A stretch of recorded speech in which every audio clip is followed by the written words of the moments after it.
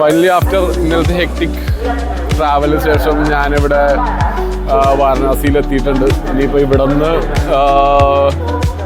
നമ്മുടെ വന്ദേ ഭാരത് ട്രെയിനാണ് ബുക്ക് ചെയ്തേക്കുന്നത്. അപ്പോൾ അതിൻ്റെ ടിക്കറ്റ് കൺഫേം ആയിട്ടുണ്ട് ലക്ലി. അപ്പം ആ വന്ദേ ഭാരതിന് കയറിയിട്ട് 1.5 മണിക്കൂർ ട്രാവലുണ്ട് പ്രയാഗ്രാജ്. അപ്പോൾ പ്രയാഗ്രാജ് എത്തിയിട്ട് എനിക്കൊന്ന് ആദ്യം കുറച്ച് റെസ്റ്റ് എടുക്കണം. കാരണം കുറച്ച് ഹെക്ടിക് ആയിട്ടുള്ള ട്രാവലിംഗ് ആയിരുന്നു. കുറച്ച് ജെറ്റ് ലാഗും സീനൊക്കെ ഉണ്ട് മൊത്തത്തിൽ.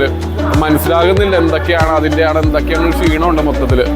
അപ്പോൾ ഒരു ഒന്ന് റെസ്റ്റ് എടുക്കണം. അപ്പോൾ ആദ്യം പ്രയാഗ്രാജ് ചെന്നിട്ട് ആവാമെന്നാണ് വിചാരിക്കുന്നത്. തിരക്കാണ്, നല്ല കണ്ടമാനം ആൾക്കാർ സ്റ്റേഷനിലുണ്ട്. പക്ഷെ ഭാഗ്യത്തിന് നമുക്ക് ടിക്കറ്റ് കൺഫേം ആയത് കാരണം വലിയ സീനില്ല. ഞാൻ ആദ്യമായിട്ടാണ് വന്ദേ ഭാരതിൽ കയറാൻ പോണത്. അപ്പം നമുക്ക് എങ്ങനെയാണ് സീൻ എങ്ങനെയൊക്കെ ഉണ്ടെന്ന് നോക്കാം. കഴിഞ്ഞ ദിവസം നല്ല ഒടി കിട്ടി എനിക്ക്. ട്രെയിൻ ലേറ്റായി പോയി. അതുകൊണ്ട് എനിക്ക് ലോക്കലിൽ കയറി വരേണ്ടി വന്നു. അപ്പം ഇവിടെയുള്ള ആൾക്കാർ എല്ലാവരും പറയുന്നത് ഇന്ത്യൻ റെയിൽവേ കുറച്ച് സീനാണ്, എല്ലാ ട്രെയിനും വൈകിയാണ് ഓടുന്നത് എന്നുള്ളൊരു സീൻ പറയുന്നുണ്ട്. വന്ദേ ഭാരതിൻ്റെ ബോക്സുകളാണ് വരുന്നത്. ഇവിടെ നിന്നാണ് ഈ ട്രെയിൻ സ്റ്റാർട്ട് ചെയ്യുന്നത്. അപ്പോൾ ഇതാണ് വന്ദേ ഭാരതിൻ്റെ എക്സിക്യൂട്ടീവ് സീറ്റ്. നൈസ്, കൊള്ളാം, നല്ല ലെഗ് സ്പേസ് ഉണ്ട്.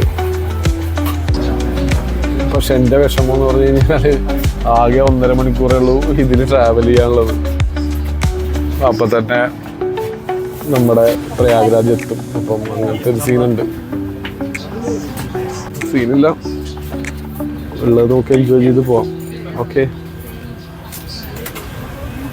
ഒന്ന് പെട്ടെന്ന് പ്രയാഗ്രാജിലെത്തിയിട്ട് എന്തെങ്കിലും റൂമോ എന്തെങ്കിലും സെറ്റപ്പ് എടുത്തിട്ട് ഒന്ന് കുളിച്ച് കിടന്നുറങ്ങണം. എന്നാലും നമുക്കൊന്ന് പവർഫുള്ളായിട്ട് കാര്യങ്ങളൊക്കെ ഡീൽ ചെയ്യാൻ പറ്റുള്ളൂ.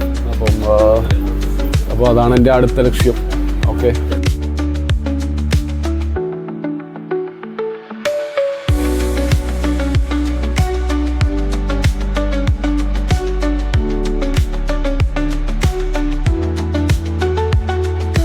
ഭാഗ്യം ഒരുപാട് പവർ പോയിന്റുകളുണ്ട്. എല്ലാത്തിലും അടിച്ച് ചാർജ് ചെയ്യുന്നതിന്